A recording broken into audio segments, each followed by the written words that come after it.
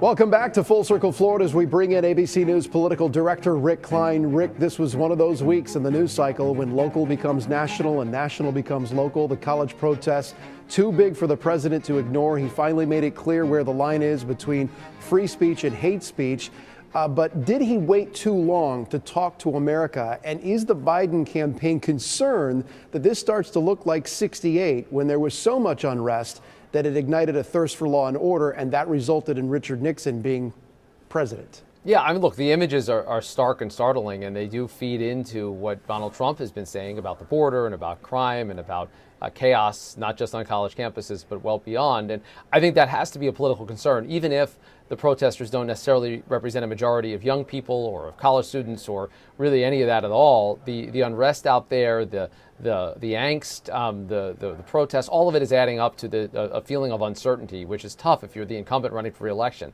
Now, is that still the dominant mood for the next 6 months? It's unclear, but at least for now, it's certainly in the back of their minds as Donald Trump it makes his campaign case, and as Joe Biden tries to walk a fine line and say, yeah, free speech is one thing and it's obviously protected, but that doesn't give someone the right to occupy a building or to impede the ability of someone else to go about their lives. Yeah, hard to know if this is a movement yet, but school is about to be out, and you have to wonder if these protests are about to move off campus and into the streets. Are there any discussions in the West Wing that this could be more like 2020, only this time the anger is aimed at Trump, not aimed at Trump, but it's aimed at Biden?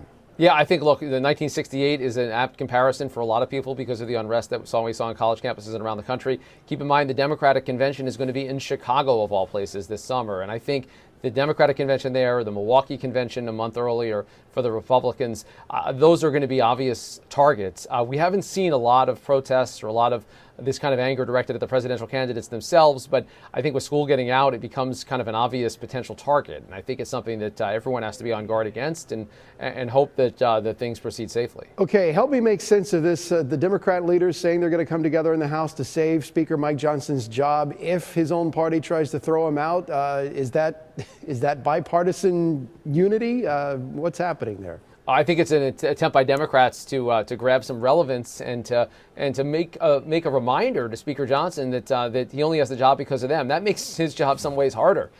Yes, unity is a nice thing, and it's a nice concept, but the idea that he would need Democrats to keep his job is kind of cutting against anything we've seen in the last couple of decades on Capitol Hill. And Democrats know that even if this Republican effort would never really succeed, the margins are so tight that if the Democrats were to be united as they were in opposing Kevin McCarthy a couple of months ago, Speaker Johnson would be out of a job. The Democrats are saying, wait a second, we want to call out what we view as an irresponsible move by some Republicans. And, by the way, you may just owe us something down the line if Speaker Johnson serves at the pleasure of Democrats. Rick Klein, interesting as always. Thank you, sir. Appreciate it.